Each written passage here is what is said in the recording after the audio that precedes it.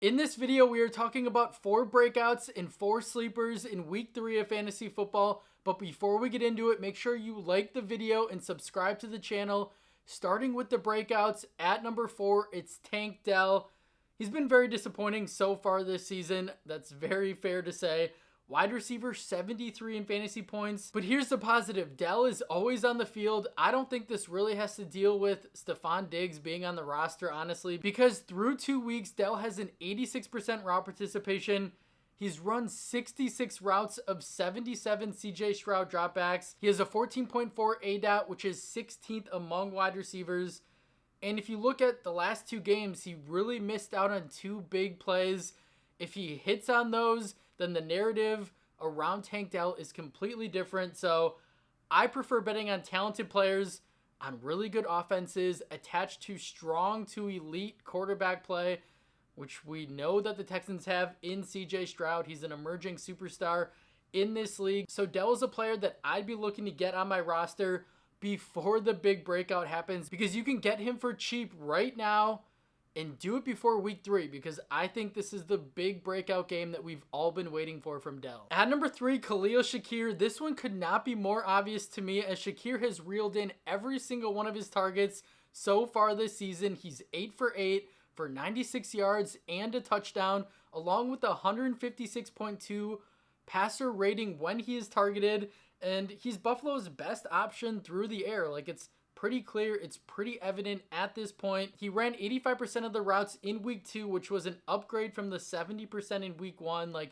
how can Buffalo keep him off the field? They're not going to be able to keep him off the field any longer. I think he's going to turn into the main option, the number 1 option in this passing game, as he leads the Bills in target share with 21%. Remember, this is a guy that finished with the highest catch percentage among wide receivers last season.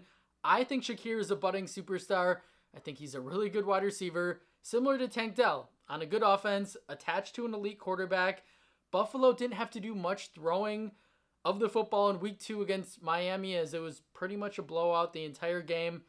I don't think that that's going to be the case in week 3. I think they throw more.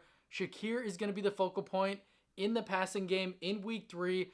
Get him on your team now before he absolutely explodes. At number 2, George Pickens. Talk about exploding. Pickens was on his way to a monster game last week against the best, arguably the best corner in football in Pat Surtain, but it was taken away from him because of ticky-tacky calls and yellow flags all over the field. Pickens has had 128 yards and 2 touchdowns so far negated due to penalties. So I think that George and Fields is going to be a lethal combination all year long.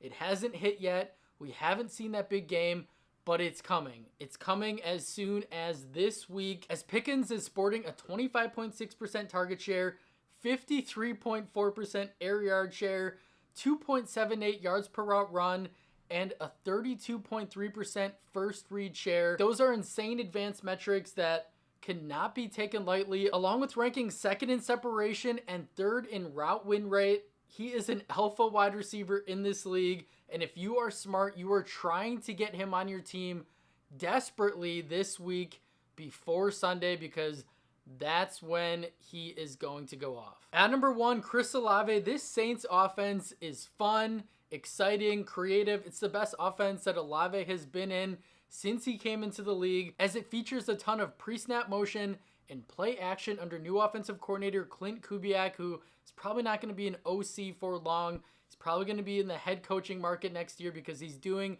an incredible job so far. And this offensive scheme is putting the Saints playmakers in good positions. We've already seen Rashid Shaheed absolutely go crazy through the first 2 weeks. And while it hasn't fully clicked for Olave yet, it is coming. I mean, he was inches away from a touchdown last week and led the team in week 2 in target share with 37%, air yard share with 57%, in a blowout win versus the Cowboys, where they didn't need to do much in the second half. The Saints have been in 2 blowout games so far this season and haven't really needed much from Olave. What is it going to look like if they're in a trailing game script or a shootout? Olave is going to go bonkers, and that's exactly what's going to happen in week 3 against the Eagles. I think they're going to put up a little bit more of a fight than the Panthers and Cowboys have. I think this game could be very close, high scoring as well, against a suspect Philadelphia secondary that has surrendered the second most fantasy points per game to wide receivers this season. I think this Eagles offense is going to be able to score even with A.J. Brown likely out, coming off a disappointing, heartbreaking loss to the Falcons. This is going to be Olave's breakout party. This is your last chance to buy him at a reasonable cost, and if he's on your team, get ready for the fantasy points because they are coming. Now on to the sleepers, starting at number 4 with Jordan Whittington, the rookie wide receiver for the Rams. And he's the next man up and set for a much larger role. We know Puka's out. Now Cooper Kupp is out. Jordan played every single snap in the second half once Kupp went down in week 2. And he looks like the guy who's going to inherit that Cooper Kupp role. Yes, he's not Cooper Kupp. Yes, he's not Puka Nacua. But I do think he's a better receiver than most people think he is.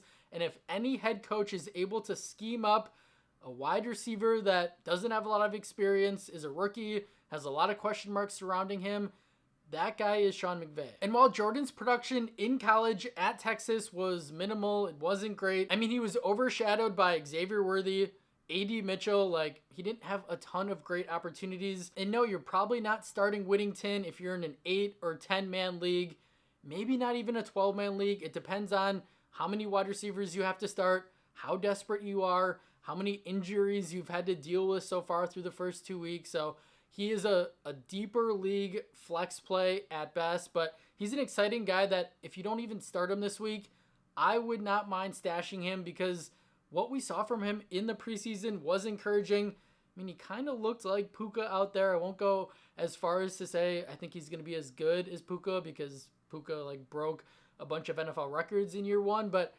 Whittington is intriguing if you're in a deeper league, if you need a wide receiver.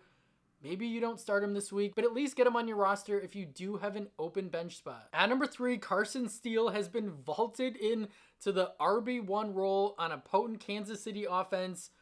Here's the deal. Anytime you can get a running back on a really good offense that has Patrick Mahomes on the team, at least get him on your team. I recommended you pick up P. Ryan, even pick up Steele. One of these guys is going to play well. One of these guys is going to get a lot of opportunities. And I think for week 3's sake, it's going to be Carson Steele, who kind of gets a bad rap because of his fullback designation. Also the fact that he went undrafted. But this guy can honestly play, and he's giving off Pacheco vibes his rookie year. He's a violent runner with a relentless motor that might surprise a lot of people. Like, Steele ran for over 1,500 yards and 14 touchdowns in 2022 at Ball State. And then at UCLA last year, Carson was pretty good as well, as he averaged 3.9 yards after contact per attempt, which was the same as Jonathan Brooks, who we really like, Marshawn Lloyd, who we really like, and Bucky Irving, along with 76% of his rushing yards were after contact, which is the most of any rookie running back on an NFL roster this year. He has nice burst, contact balance, and isn't a 0 in the receiving game either. So there is a world that Steele gets the first crack at this, and if he impresses, I don't think that Kansas City is going to take him off the field. You know what you're getting with P. Ryan. He's an older back, but he's really nice in the receiving game. I'm not saying that Steele is going to take away pass down work from P. Ryan, but I do think, though, if he plays well this week, which I would not be surprised if he does, he's going to earn a bigger role, even with Kareem Hunt on the team now. If you grab Steele on the waiver wire, you might be really excited with what you see Sunday night. It also wouldn't shock me if Carson got in the end zone. So I like starting Steele this week. If you are in need of a flex play, Steele could impress. At number 2, Zack Moss has been the workhorse back for Cincinnati, which is kind of surprising because all offseason, all training camp, all the buzz that we heard was that this is Chase Brown's backfield. He is going to take over, and that has not happened whatsoever. As Moss has played on 74% of the snaps, he's received 64% of the rush attempts, along with 52% route participation. And while it all hasn't clicked for the Cincinnati offense yet, they don't look great. Jamar Chase was holding out all offseason, so he's a little bit rusty. They're 0-2 as well. I feel like the Bengals always start slow, but this is a get-right game for the Bengals against the horrible Washington Commanders defense. I mean, they faced New England in week 1, Kansas City in week 2. Those are 2 really good defenses, but this is the blow-up spot in week 3. It's going to be a huge Jamar Chase game, Burrow game, and it would not surprise me if Zack Moss is 100 total yards, touchdown guy in week 3. Get him on your team too. Like, trade for Moss right now because he's the workhorse back on a really good Cincinnati offense that has got off to a slow start. So if you can buy Moss at a discount, I would absolutely do it right now because I want the RB1 on the Cincinnati offense because we know what they're capable of. T. Higgins will also be back this week most likely. That's going to be an upgrade for the overall offensive unit as a whole. So I really like Moss this week and going forward. At number 1, Jauan Jennings should be in for a sizable workload in week 3 with Christian McCaffrey already out, as we know. Now Deebo Samuel is dealing with a calf injury. This loaded 49ers offense has been dismantled, and Jennings is the next guy up. I mean, he looked good in week 1 when Brandon Ayuk was very rusty, as Jennings had 5 catches for 64 yards. He's a talented wide receiver that would be a strong wide receiver 2 on any other team. And the matchup is great, as the Rams have allowed the 12th most receiving yards to wide receivers so far this season. Brock Purdy has looked a little bit shaky, but I think they'll still be throwing the football a good amount if the Rams can make the game competitive. That would be my only concern here, is that if San Francisco gets up big early, then they're not really forced to throw the football. It could be a big Jordan Mason game. Well, it's going to be a big Jordan Mason game regardless. He's reached must-start territory at this point, but Jauan Jennings offers a little bit more risk, but he's going to see the volume on a good San Francisco offense. So if you are desperate, if you're in a deeper league and need a dart throw, I really like Jauan Jennings to come through for you this week. I would also add Cam Akers to the list. If Joe Mixon doesn't play this week, Dameon Pierce might be out as well. So this would be Akers' backfield in a revenge spot against the Minnesota Vikings. At least roster Cam Akers. Like, pick him up, stash him on your bench, because that Joe Mixon injury did not look good. I know he came back into the game, but he looked like he had no mobility in that leg. It would not shock me if Mixon's out for several weeks. That's all I have for you guys today. Thank you so much for watching. If you got anything from this video, please subscribe to the channel, like the video, leave a start-sit question or a roster construction question down below. I answer every single one, and I will see you in the next one.